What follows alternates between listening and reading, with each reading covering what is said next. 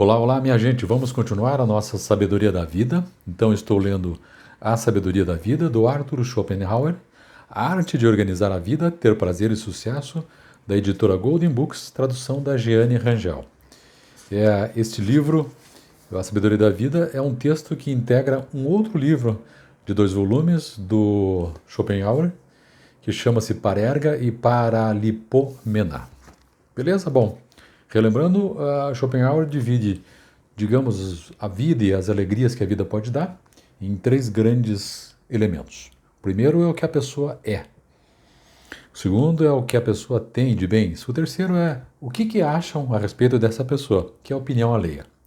Eu já falei dos 2 primeiros e estou lendo agora, na página 105, estou lendo exatamente sobre o que os outros acham, qual é a opinião alheia e no que isso pode nos fazer feliz ou não. E estou falando então sobre a honra, que está lá no capítulo 4. A honra está na seção 4. Já falei sobre a honra feminina, notadamente a honra sexual. Estou falando agora sobre a honra masculina e principalmente sobre o cavalheirismo, que o autor disse ser uma obra ali da Idade Média, que é muito europeia, em que as pessoas resolviam as coisas na base do duelo, na base do sangue. Legal? Vamos lá. O autor está enumerando aqui procedimentos de como é que seriam as ações de quem sofre uma afronta do ponto de vista da honra cavalheiresca, do cavalheirismo. A honra cavalheiresca. Bom, vamos lá? Página 105. Aí eu vou fazendo comentários, né? Como você já sabe. E esses vídeos, dê uma olhada, pessoal, estão na sequência, por números, para que você não perca. Tá aí na sequência, para que você tenha um prosseguimento. Fazendo comentários, não pretendo que sejam muito longos, 15, 16 minutos no máximo, para não cansar. Vamos lá? Se o capítulo ou o assunto acaba antes, eu acabo antes. Vamos lá. O método de limpar o insulto, e aí ele estava falando que é o seguinte: receber um insulto é uma desgraça. Produzir um insulto é um honroso. Deixe-me dar um exemplo. Meu oponente tem a verdade, o direito e a razão do seu lado. Muito bem. Eu o insulto. Logo a seguir, o direito e a honra o deixam e vêm para mim. Enquanto isso, ele os perdeu. Até que ele os obtenha de volta, não pelo exercício do direito ou da razão, mas atirando e me batendo. Da mesma forma, a rudeza é uma qualidade que, em questão de honra, é um substituto para qualquer outra. O mais rude está sempre certo. O que você quer mais? Não importa quão estúpido, ruim ou perverso um homem possa ter sido, se ele for somente rude na barganha, ele é perdoado e legitimiza todas as suas faltas. Se, em qualquer discussão ou conversação, outro homem mostrar mais conhecimento, maior amor à verdade, um julgamento íntegro, melhor compreensão, ou exibir qualidades intelectuais que lancem as nossas à sombra, podemos imediatamente anular sua superioridade e nossa própria superficialidade por nossa vez. Sermos superiores a eles sendo insultantes e ofensivos. Pois a rudeza é melhor que qualquer argumento. Ela eclipsa totalmente o intelecto. Se nosso oponente não ligar para o nosso modo de ataque e não responder ainda mais rudemente, ao ponto de mergulharmos na ignóbil rivalidade da vantagem, somos os vitoriosos e a honra estará do nosso lado. Verdade, conhecimento, intelecto e perspicácia devem ganhar a retratação e deixar o campo a toda poderosa insolência. As pessoas honradas imediatamente fazem o show montando em seus cavalos de guerra. Se alguém emitir uma opinião contrária a elas, ou mostram mais inteligência do que podem reunir. Se em uma controvérsia elas perderem uma réplica, elas procurarão alguma arma de rudeza que também sirva e esteja à mão. Assim, retiram mestres da posição. Deve ser agora óbvio que as pessoas estejam bem certas de aplaudir este princípio de honra como tendo enobrecido o tom da sociedade. Este princípio nasce de outro que forma o coração e a alma de todo o código. Em quinto lugar, o código implica que a mais alta corte a que um homem pode apelar por quaisquer diferenças que possa ter com outro em um ponto é a corte da força física, da brutalidade, pois isso é uma declaração que a força intelectual e a percepção moral são incompetentes para decidir e que a batalha deve ser enfrentada com a força física. Uma luta que, no caso do homem, que o Franklin define como um animal produtor de ferramentas, é decidida pelas armas peculiares das espécies. E a decisão é irrevogável. Este é o bem conhecido princípio do direito do poder. Ironia, é claro, como a perspicácia de um louco, uma frase paralela. A honra de um cavalheiro pode ser chamada de glória do poderoso. Por último, se como vimos acima a honra cívica é bastante escrupulosa na questão do meum et teum, dando grande respeito às obrigações e à promessa feita, o código que estamos discutindo mostra, por outro lado, a mais nobre liberalidade. Há apenas uma palavra que não pode ser quebrada, a palavra de honra. Sobre minha honra, como dizem as pessoas, presumindo, claro, que qualquer outra forma de promessa possa ser quebrada. Não. Se o pior vai ao pior, é fácil quebrar até mesmo a própria palavra de honra e ainda permanecer honrado, novamente, adotando aquele remédio universal, o duelo, e lutando contra aqueles que mantêm o que prometem nossas palavras. Além disso, há um débito, e só um, que sob nenhuma circunstância pode ser deixado sem pagamento. O débito de jogo, que da mesma forma foi chamado de débito de honra. Em todos os outros tipos de débitos, você pode enganar judeus e cristãos o quanto quiser e sua honra cavalheiresca permanecerá imaculada. O leitor sem preconceitos verá imediatamente que um estranho, selvagem e ridículo código de honra como esse não tem fundamento na natureza humana, nem qualquer garantia em uma visão saudável dos negócios humanos. A esfera extremamente estreita de sua operação serve apenas para intensificar o sentimento exclusivamente confinado à Europa desde a Idade Média, e então somente para as classes superiores, funcionários, soldados e gente que os imita. Nem gregos nem romanos sabiam qualquer coisa sobre este código de honra ou sobre esses seus princípios, nem as altamente civilizadas nações da Ásia antiga ou moderna. Entre elas, nenhum outro tipo de honra é reconhecido além daquela que discuti, em primeiro lugar, e em virtude da qual um homem é o que mostra ser por suas ações, não o que uma língua ferina gostaria de dizer dele. Eles pensavam que o que um homem diz ou faz possa talvez afetar sua própria honra, mas não a de outro homem. Para eles, um soco é só um soco e qualquer cavalo ou mula pode dar mais forte. Um soco que, sob certas circunstâncias, pode tornar um homem zangado e demandar vingança imediata. Mas nada tem a ver com a honra. Ninguém se dá conta de socos ou palavras insultantes ou da satisfação requerida ou não. Ainda, na bravura pessoal e no desprezo da morte, os antigos não eram certamente inferiores às nações da Europa cristã.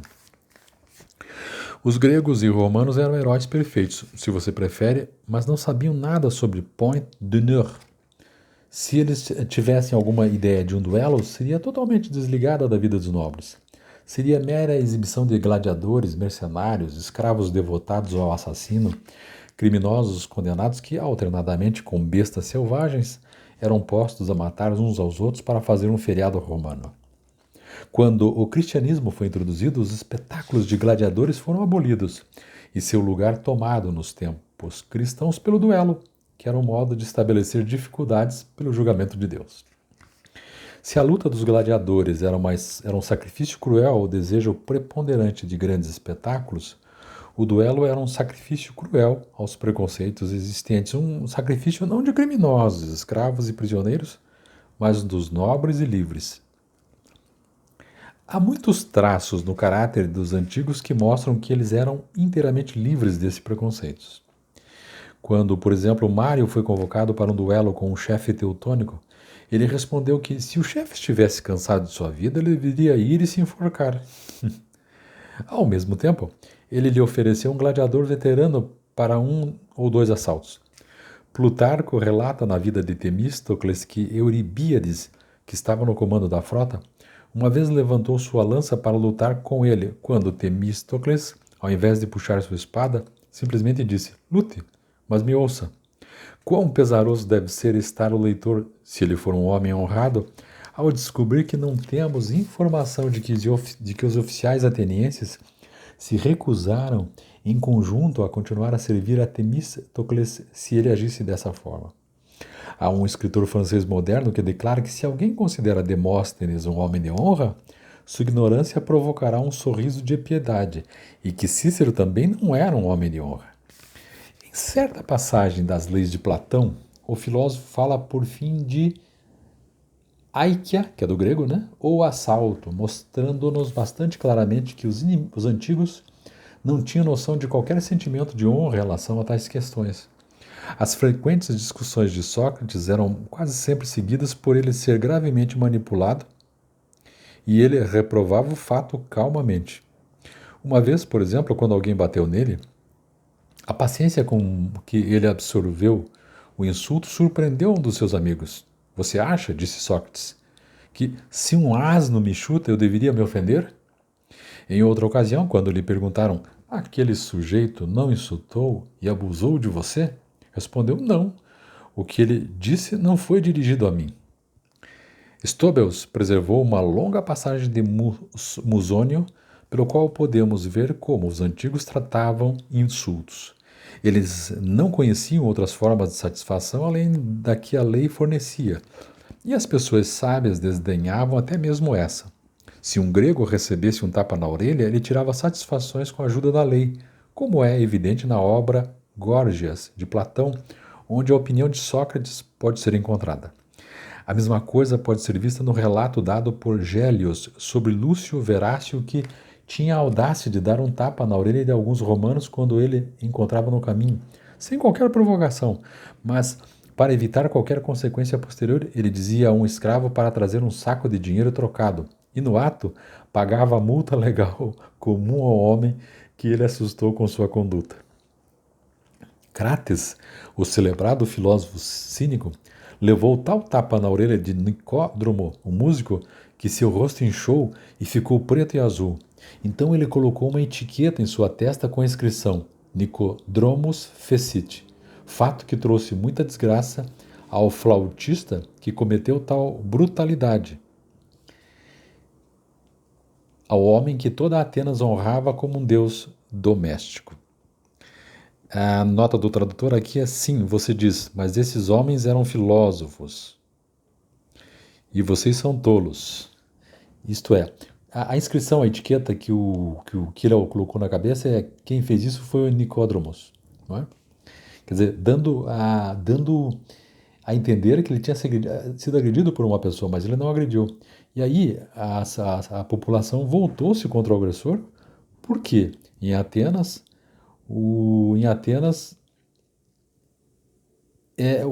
isso era terrível, né? Vamos lá. Em uma carta a Melecippos, Diógenes de Sinope diz ter levado um tapa dos filhos bêbados dos atenienses, mas acrescenta que não era assunto importante. E Sêneca dedica os últimos capítulos de sua obra, de Constantia, a uma longa discussão sobre o insulto, contumélia. Para mostrar que um homem sábio não o nota, no capítulo 14 ele diz: o que um homem sábio fará se receber um soco? O que Cato fez quando alguém bateu nele na boca? Não se irrite, vingue o insulto ou mesmo devolva o soco, simplesmente o ignore. Vamos lá, página 112. Claro que todo o código de honra cavalheiresca era totalmente desconhecido dos antigos, pela simples razão de que eles sempre tiveram uma visão natural e imparcial sobre os negócios humanos e não se permitiam ser influenciados por qualquer loucura viciosa e abominável. Um soco na face era para eles só um soco e nada mais, uma injúria física trivial. Enquanto os modernos fazem uma catástrofe, um tema de tragédia, como por exemplo no Cid de Corneille, ou em uma comédia alemã recente sobre a vida da classe média chamada O Poder da Circunstância, que deveria ser intitulada O Poder do Preconceito. Se um membro da Assembleia Nacional em Paris recebesse um soco na orelha, isso ressoaria para o outro como o fim da Europa. Os exemplos que dei e sobre o modo como tal ocorrência seria tratada nos períodos clássicos podem não se adequar às ideias de pessoas honradas. Assim, deixe-me recomendar ao seu conhecimento, como um tipo de antídoto, a história de Monsieur de Glantz, na obra-prima de Diderot de Jacques, o fatalista. É um excelente espécime de honra cavalheiresca que sem dúvida acharão agradável e edificante. Muito bem, gente, por enquanto ficamos aqui, porque já são 15 minutos de audiolivro e eu vou continuar no próximo falando sobre a honra cavalheiresca, que é o terceiro tipo aí que Schopenhauer está se dedicando, sobre como é que a gente faz para ser feliz e para ter sabedoria na vida, que é a arte de se organizar e ter prazer e sucesso. Beleza? Dê os likes aí, por favor, sigam-me, me propaguem nas suas redes sociais. Volto já em breve com o próximo vídeo na sequência aí já. Grande abraço, até mais.